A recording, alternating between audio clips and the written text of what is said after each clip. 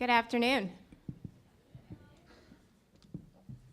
I am here today to talk to you a little bit about your early childhood block grant funds. Specifically, I'm going to talk to you about 3 hot topics that tend to be pretty relevant to everyone in the room at this point in the year. That would be your amendments, unallowable expenditures, and any requests that you might have right now for additional funding.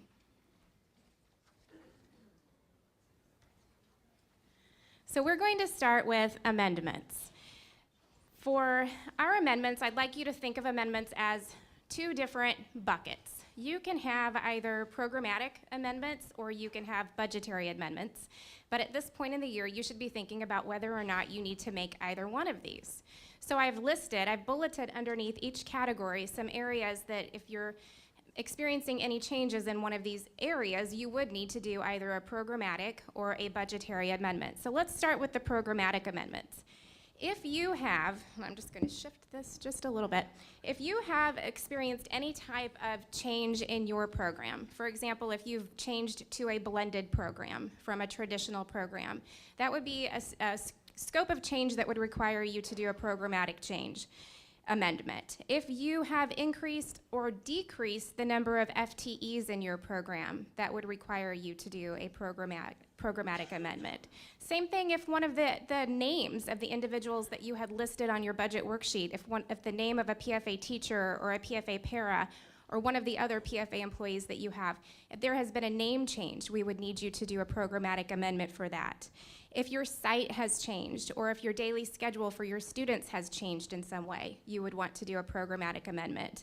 Also, if there is a change to your end date, sometimes you decide at this point in the year that you want to extend your program into the summer. So this would be the case where you would want to do a programmatic amendment as well. So those are some of the big ideas that would require you to do a programmatic amendment, but let's look over at the budgetary column. If your funding has changed, for example, you do your quarterly expenditure reports, and if for any reason you have decided at this point that you're going to return some funds to the state board, you would want to do, believe it or not, it actually happens, and you'll be thankful in a little bit, and I'll tell you why. We'll get to that in a little while. But there are some districts or some programs that for whatever reason, they're not able to fully expend their grant at this point, or they know they're not going to, so they return some funds now rather than paying them back later. So that would require you to do a budget amendment. On the other hand, if you've made a request of the state board for some additional funds and we've been able to grant that, you would be doing an amendment as well. You would be doing an upward amendment. On the other hand, there's a couple of other areas that you would have to keep in mind. If, for example, any expenditure within one of your cells is going to be any more than 20% or $1,000 higher than what you had your budget approved for, that would require a budget amendment as well. And you keep in mind, these PowerPoint slides are all going to be on the website. So I know there's a lot of information on it. I see everybody writing down all of these details, but I've included all of this on the PowerPoint because I know that these are the little details that you want to go back to later. So don't feel like you have to write them all down, okay? So anyway, if for any reason your expenditures are going to exceed 20% or 1,000 within any approved cell, you would have to go ahead and do an amendment as well. And then if you were going to add an expenditure, so if you had submitted your budget and then all of a sudden there's an expense that was not already approved and you're going to shift monies to a new cell, you would want to do a budget amendment as well. Okay, so those are the 2 buckets of amendments that you may need to be thinking about at this point in the school year. So when do you need to have your amendment done? Well, generally speaking, all of your amendments need to be submitted to the state board 30 days before the end of the program date. So if your program is ending June 30, back it up 30 days, and that's May 30th. And if you have extended into the summer and your program date is August 31, your grant needs to be, or your amendment needs to be submitted by August 1, okay? But you don't need to wait. In fact, we prefer that you go ahead and submit your budget amendments to us or your programmatic amendments to us earlier. There's always the case where there might need to be some revisions, something like that might need to occur, and your principal consultant really appreciates it if you go ahead and do those early so that they can work you through any changes that may be needed.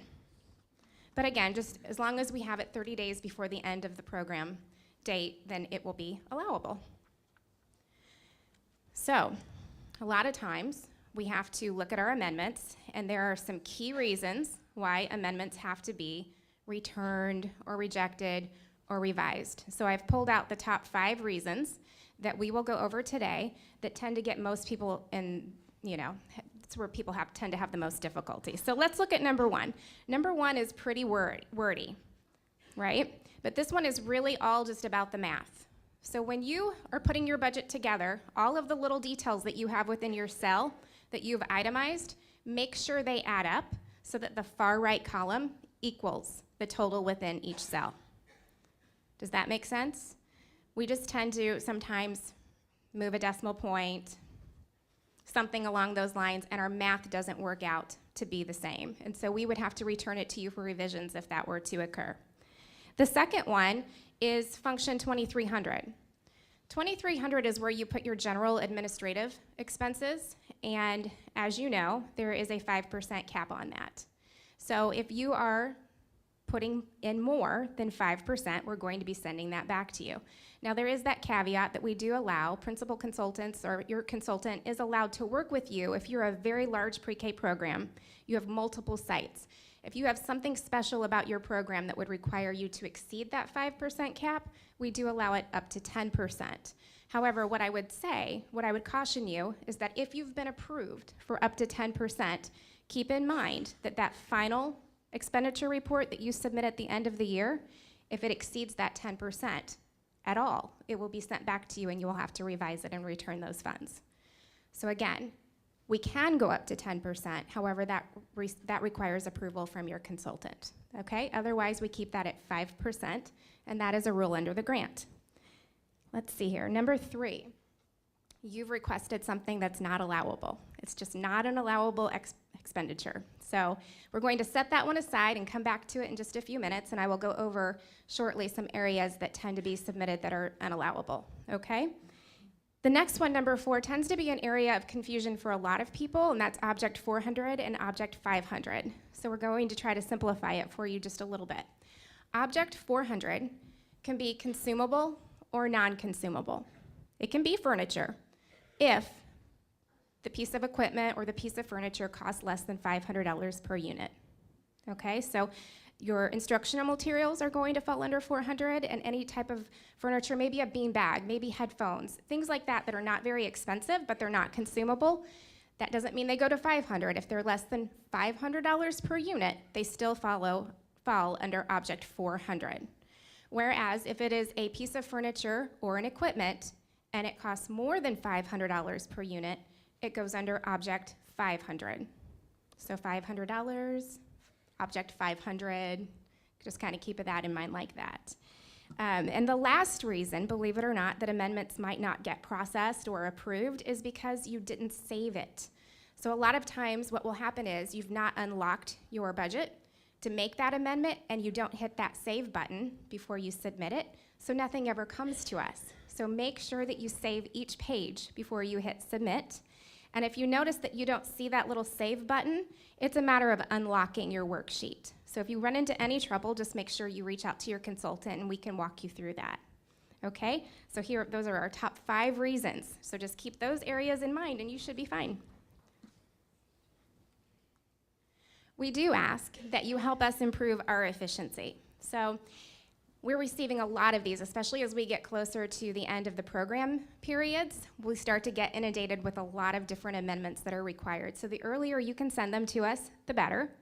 And then if you can provide your consultant with a little bit of information, there is a section under the district comment box that if you just provide a few sentences as to why you're making that amendment, more likely than not, you'll have answered the questions that they would have been floating in their mind that they would have been kicking it back to you for.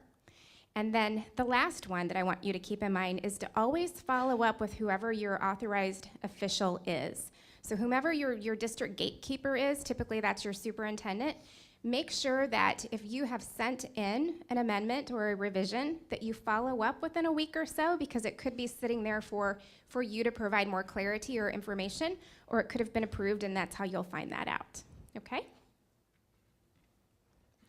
All right, let's look through some of the unallowable expenditures. Most of these are pretty self-explanatory. We cannot purchase gift cards. with our grant funds, and we cannot purchase promotional items of any kind. I'm going to skip over the next two. Those tend to be the two that cause the most confusion, and I'll come back to them. The other ones that are pretty self-explanatory, you can't purchase a vehicle, you can't purchase a building, you can't pay rent to your own district for a use of space, nor can you reimburse for tuition or for out-of-state travel. The one area that's a little bit gray might be that playground equipment. So while that's not typically allowable under the rules of the grant, if you've had a recent compliance visit and there's something that your program needs specifically, your consultant may be able to work with you and make that an allowable expenditure. Just make sure you get approval for that. The two that I asked you to set aside are talking about special education funding, and then also the one where we talk about funding administration within your building. Generally speaking, with special education funds, or special education services, what you need to keep in mind is that if it's a itinerant service, if it's supplemental, that's not going to be covered by your grant. So while our PFA grant does pay at times for teachers with dual certification because you have a blended program, we're not going to be able to allow the services of an OT or a PT or a speech pathologist. If you have any questions about that, always feel free to reach out to the division because we can offer more clarity if you have a specific situation.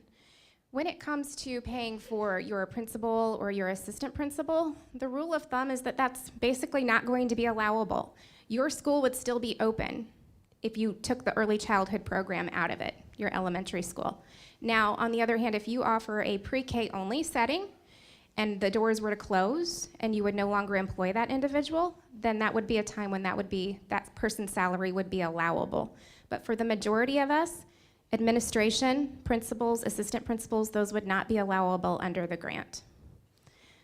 Generally speaking, we're pretty flexible in funding and providing funds for pretty much whatever is needed to run your PFA program. These just happen to be the areas of unallowable expenditures that would cause your grant to be questioned or rejected. Again, if you have any questions on those, always feel free to reach out to your consultant. The last one that I told you I was going to come back to, the laugh that occurred early on, was about if you wanted to return funds. And believe it or not, we do sometimes have programs that close and their funds are returned, or we have a program, like I mentioned before, who is not going to expend all of their funds, so they go ahead and return those funds to us. When that happens, those funds are coming back to us in two ways. They're either coming back to us on a one-time basis, meaning a district is saying, I'm going to give you back the $7,000 this year, but I want it back next year. I've been approved for this amount, I'm giving it back this year, but I plan to spend it next year. So that's a one-time return. If a program closes or they change the scope of their program so much that they don't qualify for as much, that might be what we would call continuing funds. So what happens is we end up with two buckets, possibly, of money, not very large buckets, but little buckets of either one-time funds or continuing funds. And what we do is we pull all of that money together, and if we have districts that are making requests, if they are needing some extra funds for a particular reason, we try to honor that. So what I want to do is walk you through what we look at when different districts or different programs make that request. These are just some of the areas that I'm going to be looking at when I prioritize which districts will be able to offer those additional funds to. And you can see, we're looking first, what is the amount of your request? Because like I said, we don't have a lot of additional or extra funds sitting around, so how much are you asking for? When I look at your program, how many of your students right now are there? Are you full? Do you have a waiting list? Are your students, at least 80% of them, if not more, eligible under PFA guidelines? Are they at-risk students? How many of your students on your waiting list are at risk? Looking at last year, what did that look like for your program last year? In addition, I'll be looking to see, did you return any funds, or did any of your funds lapse last year? How did your spending work then? So we'll be looking at all of those different variables, and then we'll be looking at what kind of a request are you making? Is this because you had a compliance visit and you're looking for a new curriculum and you need a little support with that, and you're going to enhance your program? Or do you have a waiting list of 40 students who are at risk and eligible that you're trying to add additional seats for, either on a one-time basis or on a continuing basis? So we look at all of those different variables and we prioritize as best we can, and we try to make the funds, the extra funds that we have in our hands, go as far as we possibly can. So you might be wondering how you can apply for that or get your hands on some of that extra money. what you can do, if your district or if your program has a specific need, you can reach out either to your consultant, you can email earlychi@isb.net. The website is right up there, or the email address is up there, and we will send you this form that I would ask that you complete and return back to that same email, and then it will be reviewed by myself and a few other people in the division. And as we're making those allotments, we will reach out to you and let you know if you're eligible or going to receive any of those allotments, and then you would need to be doing a budgetary upward amendment, like I alluded to earlier. And if we're just not able to support you at this time, then I'll let you know that as well. There is no strong time frame on it, because as funds come back to us, I'm continuously looking for who might most benefit from those funds. So some people may hear back right away, and for some people, their need might be something that we could support later in the school year. And if we have those funds, we will still attempt to do that. Okay, so that's just some updates about your budget, about your early childhood money, and hopefully you find that to be a little bit helpful. I'm going to turn it over to Pam.